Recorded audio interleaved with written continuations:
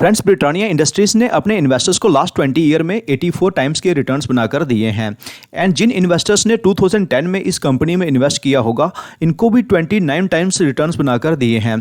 क्या same industry में कोई ऐसी कंपनी है जो फ्यूचर में ब्रिटानिया इंडस्ट्रीज जैसे रिटर्न बनाकर दे सकती हैं? तो बात करेंगे आज इसी पॉसिबिलिटी के ऊपर। तो नमस्कार, कैपिटल एंड गेन्स में मैं सुशील देवल आपका स्वागत करता हूं। आज का वीडियो में जो भी डिस्कशन किया जाएगा, it's not an investment advice. Basically we will learn some points जिन्हें हम कंसीडर करते हैं किसी भी कंपनी को शॉर्टलिस्ट करने के लिए। Video purely research and facts पर बेस्ड है, इसलिए don't forget to hit like button and channel को अगर सब्सक्राइब नहीं किया है तो सब्सक्राइब कर लें एंड बेल नोटिफिकेशन भी ऑन कर लें। किसी भी कंपनी को स्टडी करने के लिए जिन पॉइंट्स को कंसीडर करना बहुत ही जरूरी होता है, उन सारे पॉइंट्स को मैं आपके सामने रखूंगा। इसलिए आज के वीडियो में हम जो डिस्कशन करेंगे उसमें हम इंडस्ट्री हाइलाइट्स को स्टडी करेंगे, डिफरेंट सेगमेंट्स में कैसी ग्रोथ हो सकती है उसको भी स्टडी करेंगे। उसके बाद बिजनेस एनालिसिस होगा, फंडामेंटल एनालिसिस, आने वाले टाइम में कंपनी किस तरह से ग्रो कर सकती है, उसके लिए हम कैपेक्स डिटेल्स को स्टडी करेंगे, फ्यूचर की क्या गाइडेंस है उसको भी स्टडी करेंगे, एंड इस कंपनी में हमें क्या करना चाहिए इसके ऊपर हम कंक्लूजन में बात भी करेंगे। आज की कंपनी हमारी फूड इंडस्ट्री से बिलोंग करती है, जो कि एफएमसीजी का ही एक पार्ट है। एफएमसीजी सेक्टर की बात करें तो इसे क्राइसिस प्रूफ सेक्टर भी कहा जाता है, क्योंकि चाहे इकोनॉमिक स्लो डाउन हो या कोई पेंडेमिक हो, इस सेक्टर में डिमांड लगातार बनी रहती है, बिकॉज ये सेक्टर हमारी रूटीन लाइफ की रिक्वायरमेंट्स को कैटर करता है। इसलिए जब कोविड का क्रैश हुआ तो निफ्टी 50 अपने नियर टर्म हाई से 40% करेक्ट हुआ, लेकिन एफएमसीजी इंडेक्स में अपने नियर टर्म हाई से सिर्फ 28% की करेक्शन हुई। काफी सारे इंडेक्स तो 50% से ज्यादा भी करेक्ट हो गए थे। फ्रेंड्स, एफएमसीजी सेक्टर की कंपनीज के बिना हमारा पोर्टफोलियो अधूरा माना जाता है, क्योंकि एफएमसीजी कंपनीज हमारे पोर्टफोलियो में अच्छी ग्रोथ के साथ साथ स्टेबिलिटी भी प्रोवाइड करती हैं। फ्रेंड्स, आज की कंपनी हमारी फूड इंडस्ट्री से बिलोंग करती है, तो इसलिए फूड इंडस्ट्री के कुछ हाइलाइट स्टडी कर लेते हैं। फूड इंडस्ट्री जो 2018 में $591 बिलियन की थी, वो अब हो गई है $899 बिलियन की, एंड एस्टिमेट्स है कि बाय 2028 ये $1360 बिलियन की हो सकती है। तो आने वाले अगले 5 सालों में ये इंडस्ट्री 8.3% के CAGR से ग्रो कर सकती है। किसी भी इंडस्ट्री में 8.3% के CAGR से ग्रोथ काफ़ी अच्छी ग्रोथ मानी जाती है, एंड ऐसी इंडस्ट्री की हाई ग्रोथ कंपनीज इस दौरान 20% के ज़्यादा के CAGR से ग्रो कर सकती है, एंड नेट प्रॉफिट्स को इससे भी ज़्यादा के CAGR से बढ़ा सकती हैं। वही अगर वॉल्यूम ग्रोथ की बात करें तो 2018 में 509 बिलियन किलोग्राम्स सेल्स होती थी फूड इंडस्ट्री में, जो कि इस फाइनेंशियल ईयर में हो गई है 581 बिलियन किलोग्राम्स, एंड एस्टिमेट है कि बाय 2028 ये बढ़कर 715.88 बिलियन किलोग्राम्स हो सकती है। तो यहाँ रेवेन्यू एंड वॉल्यूम दोनों में ही अच्छी ग्रोथ देखने को मिल रही है। फ्रेंड्स, आज की कंपनी हमारी ब्रेड्स एंड सीरियल सेगमेंट में ऑपरेट करती है, तो यहाँ आप देख सकते हैं कि ब्रेड एंड सीरियल प्रोडक्ट्स में सबसे ज़्यादा ग्रोथ देखने को मिल रही है, एंड फ्यूचर में भी देखने को मिलती रहेगी। एंड इसके जो रीजंस हैं उनको हम वीडियो में आगे डिस्कस करेंगे। इंडस्ट्री में ग्रोथ होने के प्राइम रीजंस हैं कि इंडिया के पास वर्ल्ड की सबसे ज़्यादा यंग पॉपुलेशन है, मीन्स वो पॉपुलेशन जो 35 ईयर्स से कम एज की है, एंड ये अराउंड 66% है, जो बनती है 810 मिलियन से भी ज्यादा, जो कि वर्ल्ड में सबसे ज्यादा है। एंड जो यंग पॉपुलेशन होती है वो रेडीमेड फूड्स, जंक फूड्स जैसे प्रोडक्ट्स की सबसे बड़ी कंज्यूमर होती है। एंड जो दूसरा रीजन है फूड इंडस्ट्री में ग्रोथ का, वो है increasing per capita income of Indians, जो कि बाय 2045 8 टाइम्स से भी ज्यादा हो सकता है। तो आज की कंपनी हमारी मिसेस बेक्टर्स फूड है, जो biscuits, bread and bakery and sausage segment में ऑपरेट करती है। अब हम कंपनी की बिस्किट एंड बेकरी सेगमेंट को सेपरेटली स्टडी कर लेते हैं। स्टार्ट करते हैं बिस्किट सेगमेंट से। इंडिया का पर कैपिटा बिस्किट कंजम्पशन अभी 2.5 kg है, मींस एवरेज इंडियन साल में 2.5 kg बिस्किट कंज्यूम करता है। लेकिन वही अगर वर्ल्ड की बाकी कंट्रीज से कंपेयर करें तो यूके सबसे ज़्यादा है, दैट इज 13.6 kg, यूएसए है 10 kg, जापान है 7.2 kg, एंड इवन के श्रीलंका में 4 kg बिस्किट कंज्यूम होता है साल में। इंडिया का पर कैपिटा बिस्किट कंजम्पशन काफी बड़ा है, लेकिन बाकी कंट्रीज के कंपैरिजन में, जैसे कि यूएसए, यूके, जापान, श्रीलंका, इनके कंपैरिजन में काफी कम है।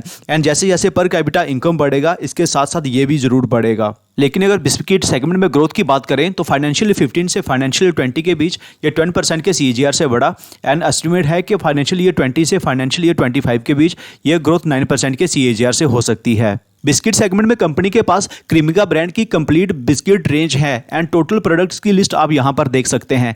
इसके बाद कंपनी कुछ कॉन्ट्रैक्ट मैन्युफैक्चरिंग भी करती है।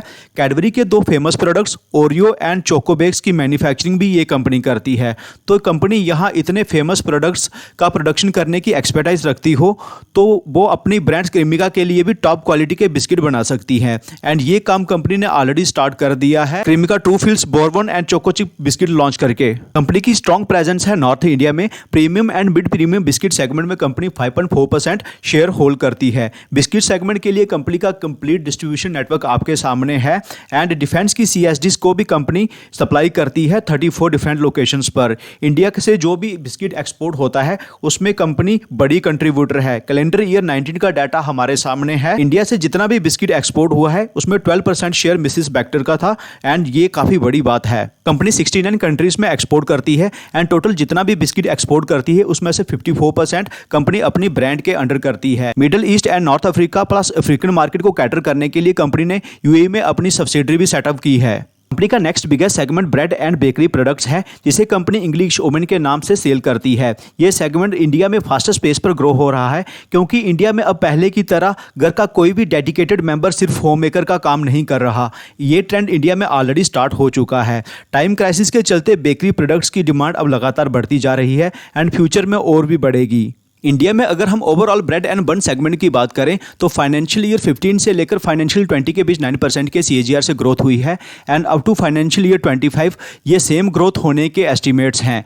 फर्दर प्रीमियम सेगमेंट जो ओवरऑल ब्रेड इंडस्ट्री में 16% का कंट्रीब्यूशन करता है वो फाइनेंशियल ईयर 15 से फाइनेंशियल 20 के बीच 13% के CAGR से ग्रो किया है एंड फाइनेंशियल ईयर 20 से फाइनेंशियल ईयर 25 के बीच ये 15% के CAGR से ग्रोथ कर सकता है जो कि काफ़ी इंप्रेसिव है। इंडिया में जो क्विक सर्विस रेस्टोरेंट सेक्टर है ये भी काफी फास्ट पेस पर ग्रो कर रहा है एंड जो फूड इंडस्ट्री है वो QSR इंडस्ट्री में प्रॉक्सी रोल प्ले कर रही है। मींस अगर आप फूड इंडस्ट्री की कंपनी में इन्वेस्ट करते हैं तो आपको QSR इंडस्ट्री की ग्रोथ का एडवांटेज भी मिलेगा। इंडिया का जो QSR सेगमेंट है वो फाइनेंशियल ईयर 15 से फाइनेंशियल ईयर 20 के बीच 19% के CAGR से ग्रो किया है एंड फर्दर एस्टिमेट्स हैं कि फाइनेंशियल ईयर 20 से फाइनेंशियल ईयर 25 के बीच ये 23% के CAGR से ग्रो कर सकता है एंड ये काफी इंप्रेसिव ग्रोथ है। इसके बाद जो डॉव बेस्ड बेकरी प्रोडक्ट्स हैं ये भी काफ़ी फास्ट पेस पर ग्रो कर रहे हैं। फाइनेंशियल ईयर 15 से फाइनेंशियल 20 के बीच ये 30% के CAGR से ग्रो किए हैं एंड फर्दर एस्टिमेट्स हैं कि फाइनेंशियल ईयर 20 से फाइनेंशियल ईयर 25 के बीच ये 23% के CAGR से ग्रो कर सकते हैं। कंपनी के अगर बेकरी सेगमेंट की बात करें तो कंज्यूमर बेकरी में कंपनी 5% का मार्केट शेयर होल्ड करती है इंडिया में एंड इसके साथ इंस्टीट्यूशनल बेकरी मीन्स बेकरी के वो प्रोडक्ट्स जो कंपनी बड़े QSRs को सप्लाई करती है उसमें 11% मार्केट शेयर होल्ड करती है। तो यहाँ आप देख सकते हैं कि कंपनी के काफ़ी लॉन्ग एंड स्ट्रॉन्ग रिलेशनशिप्स हैं with leading international QSRs, multiplex chains and cloud kitchens for supply of burger buns, muffins, garlic breads and other bakery products. यहाँ हमने देखा कि ब्रेड एंड बिस्किट सेगमेंट में कंपनी ने market में अपनी अच्छी पहचान बना ली है। उसके बाद कंपनी क्रीमिका ब्रांड के under he tomato ketchup and mayonnaise जैसे प्रोडक्ट्स भी मार्केट में सेल करती है। इन प्रोडक्ट्स की मार्केट में अच्छी डिमांड भी है एंड एक्सेप्टेंस भी है एंड कंपनी ने एक खुद का शॉपिंग पोर्टल भी बना रखा है जो कंपनी की ग्रोथ में फर्दर और भी कंट्रीब्यूट कर सकता है। कंपनी की मैन्युफैक्चरिंग फैसिलिटीज़ की बात करें तो बिस्किट के लिए कंपनी की मैन्युफैक्चरिंग फैसिलिटी एक तो पंजाब के फिलौर में है, उसके बाद हिमाचल प्रदेश के थालीवाल में है, देन पंजाब के राजपुरा में है। उसके बाद अगर ब्रेड एंड बन सेगमेंट की बात करें तो इसकी मैन्युफैक्चरिंग फैसिलिटीज़ महाराष्ट्र में है, कर्नाटका में है एंड UP के ग्रेटर नोएडा में है एंड एक और नई फैसिलिटी सेटअप हो रही है मध्य प्रदेश के दार में। वही कंपनी की कैपेसिटी यूटिलाइजेशन बिस्किट सेगमेंट में 90% है and bread and bakery segment में 71% है जो कि काफ़ी अच्छे नंबर्स हैं। नॉर्थ इंडिया में कंपनी की स्ट्रॉन्ग प्रेजेंस है जो आपको ब्लू में दिख रहा होगा। ग्रीन कलर में जो लोकेशंस हैं कंपनी ने उसमें रिसेंट में ही इन ज्योग्राफीज में एंटर किया है। कंपनी के पास अभी इंडिया की वास्ट ज्योग्राफी पेंडिंग है ऑपरेशंस के लिए जिससे कंपनी को ह्यूज ग्रोथ मिल सकती है। जो रेड डॉट्स हैं इन लोकेशंस पर कंपनी डिफेंस CSD डिपोज को सप्लाई करती है। कंपनी ऑपरेशंस तो काफ़ी इंप्रेसिवली कर रही है। इससे कंपनी नंबर्स कैसे जनरेट कर रही है एक बार वो देख लेते हैं। नंबर्स की बात करें तो कंपनी ने 5 ईयर्स में 15% के CAGR से सेल्स जनरेट किए हैं। लास्ट के 3 सालों में 21% के CAGR से सेल जनरेट किए हैं एंड ट्रेलिंग 12 मंथ्स में 38%। जैसे जैसे कंपनी आगे बढ़ रही है कंपनी के सेल्स और भी बेटर होते जा रहे हैं एंड सिमिलर ट्रेंड हमें देखने को मिल रहा है प्रॉफिट ग्रोथ में। 5 ईयर बेसिस पर कंपनी के प्रॉफिट ग्रोथ हुए हैं 20% के CAGR से, 3 ईयर बेसिस पर हुए हैं 44% के CAGR से एंड ट्रेलिंग 12 मंथ्स में हुआ है 59%। एंड यही कारण है कि कंपनी ने सिर्फ एक साल में 186% के रिटर्न्स बनाकर दिए हैं अपने इन्वेस्टर्स को। कंपनी की बैलेंस शीट भी काफ़ी स्ट्रांग है। फिक्स असेट्स जो कि फाइनेंशियल ईयर 2018 में 261 करोड़ के हुआ करते थे, वो इस फाइनेंशियल ईयर में 426 करोड़ हो गए हैं। एंड इसके बाद कैपेक्स के बारे में हम और भी डिस्कशन करेंगे। जैसे ही वो कैपेक्स कंप्लीट होगा तो वो भी ऐड होकर फिक्स असेट्स में जुड़ जाएगा। उसके बाद कंपनी के पास जो रिजर्व्स हैं वो भी बढ़कर 486 करोड़ हो गए हैं। एंड बोरोइंग है कंपनी के पास 127 करोड़, जो कि काफ़ी कंफर्टेबल जोन में है। एंड इसके साथ कंपनी के पास कैश इक्विवेलेंट्स है 75 करोड़ के। कंपनी बुक्स पर कितना ही नेट प्रॉफिट क्यों ना बना रही हो, असल में मैटर वही करता है कि कंपनी के पास कैश के रूप में कितना पैसा आ रहा है।